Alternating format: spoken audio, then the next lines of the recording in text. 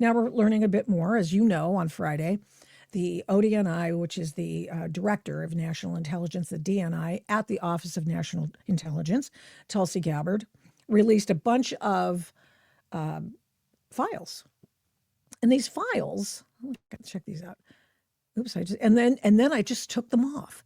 So I made a little video here of some of the files. And what these are assessments and or email chains between different persons, between DNI, Department National Security. Why am I just blanking? I just told you all those.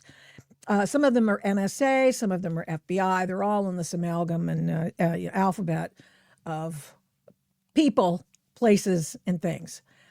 And what she did was, I like the way they redacted this, because ordinarily you don't want the names, but you want to know where they work. So look at that. So the DNI there, and yeah. So anyway, and all of these reports, you're going to love this. So all of these reports are from early in the game. In fact, I have the timeline. I wrote it down. Ordinarily, I would. This is my homage to Rush. But so the timeline is this: August 3rd, 2016. So John Brennan, who's in charge of the CIA, former commie, voted for Gus Hall. Great job, Barack Obama. Don't you love the fact that they get real full-blooded, red-blooded Americans to help do eye roll?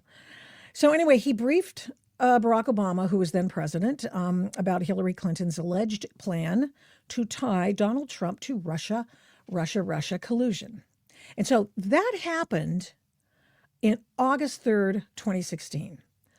This was at a time when the threat assessments of any skullduggery by Russia in the in hacking the election, or trying to get in the way of our election, or putting information out there. They're $100,000 worth of Facebook ads. Oh, please.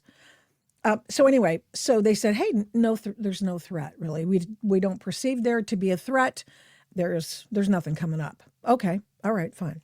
And that was followed by another threat. Now, here's why this is important.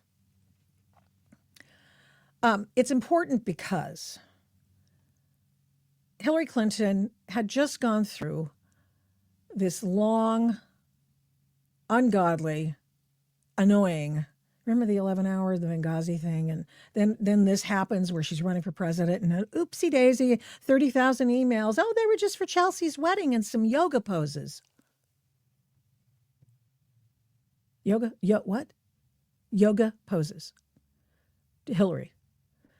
So anyway, of course, they found out she had her own private server, and this thing exploded. She'd deleted 30,000 emails. They were there with hammers, and the whole bleach bit, the whole hammer, bad, bye phones, everything. She did it all. She wanted to hide everything. That was not good. In fact, that is after the Congress and all ethical canon required her to keep said emails and information, because it's not hers. It's her homebrew server. Yeah, she was running like everybody's fake names and stuff like that through her homebrew server. Remember, everybody had a pseudonym, and Barack Obama was one word, one name, and Vice President, what's his name? Oh yeah, Biden. So all kinds of things. In fact, if you want to see some of Vice President Biden's emails during that period of time, the guys over who've done the Biden laptop thing have all the emails, which are being downloaded on, let's say, what is it? Truth Social? Is it Truth Social that's going to have a component where you can find documents and stuff? So that's pretty cool. Be that as it may, we're here now, and we're talking about it now. So here we are. The timeline is August, no threat of Russia. August 3rd, hey, Hillary's going to drop this Oppo research. And he told them to be alerted that the approval by Hillary is happening, and they're going to roll this bad boy out. So the October surprise for the 2016 election is going to be Wow. One for the ages. It's going to be the best thing ever. Okay. So that's what they were saying. Then fast forward to September 2nd through 9th, according to the timeline, and FBI officials say, "Hey, no, there's nothing. We don't detect anything from we don't, nor do we expect any problems from Russia in the 2016 election." But that was a little softer than what they had been saying for months. Okay, now let's just take a moment to go back to remember Hillary Clinton and what she did with her own server. Here she is. This is my boss wrote this over at PJ Media. And, hey, man, it ain't me. And I had video of this, of course, when she goes, "You mean wipe my server, like with a cloth?" She wanted to be president. She thought we'd buy that. What a dillweed. "We have now proof that Comey told the American people in the lead up to the 2016." Remember this? Okay. So the story that just broke yesterday. So we've got Tulsi Gabbard releasing a lot of docs on Friday. And then we've got yesterday this information about Hillary Clinton's emails and all that stuff.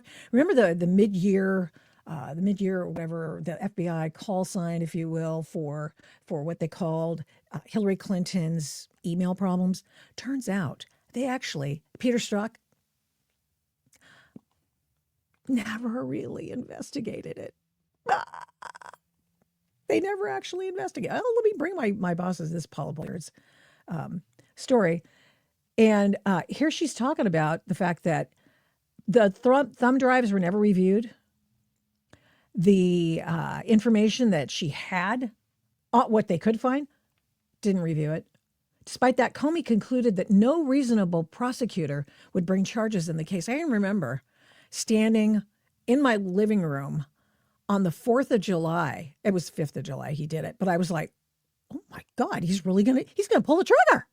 He's literally he's going to get her for having committed a felony of destroying, obstruction, and all kinds of other criminal activities. But yeah, remember that? Then he goes, oh, it was the old, her excuse. Well, no one would in a fair world would ever hold Joe Biden responsible for any of this. Well, that was that version of that back in 2016. Then also in 2016, other ODNI and Presidential Daily Brief try to influence the election by using cyber means against the voting structure. They agreed that Russia was probably not trying to do that. So this is in September. The election is going to be in November 2016. December 7th, outgoing Director of National Intelligence James Clapper in the Presidential Daily Brief talking point says there was no evidence that foreign adversaries used cyber attacks on election infrastructure to alter the outcome of the U.S. presidential election. Then December 8th, a declassified PDB, the Presidential Daily Brief. Remember, that was big news in, 2005? Truth out. And they all wanted to get President Bush for having something in the Presidential Daily Brief. Well, this time, there was nothing in the Presidential Daily Brief. They downplayed all Russian activities. Then December 9th, Obama puts intelligent assessment aside. He says, okay, we know about Hillary because the story's breaking, right? And we know this about Hillary. We know this is her op. We know that this is Oppo research. And so we're going to put that aside and we're going to reassess the assessment. So get back to me. TikTok, this is after the election. This is after she lost. And there's a book written about the 2016 election in which they all got, remember Robbie Mook, the Mook? And Robbie Mook and all these guys who ran her campaign, deserve medals, by the way, just being around her that much. Nevertheless, he got together with other people and they said, we got to do something. We've got to blame it on something. You were supposed to win. Even Russia thought she was going to win. Everybody thought she was going to win. We thought she was going to win. I was like, I don't know about that Trump guy. No, it could be. Who knows? Anyway, Nobody knew she was going to win. All the pollsters said she was going to win, except like a couple of them that were, I think Rasmussen had it right. I can't remember who else had it right. And so there we are.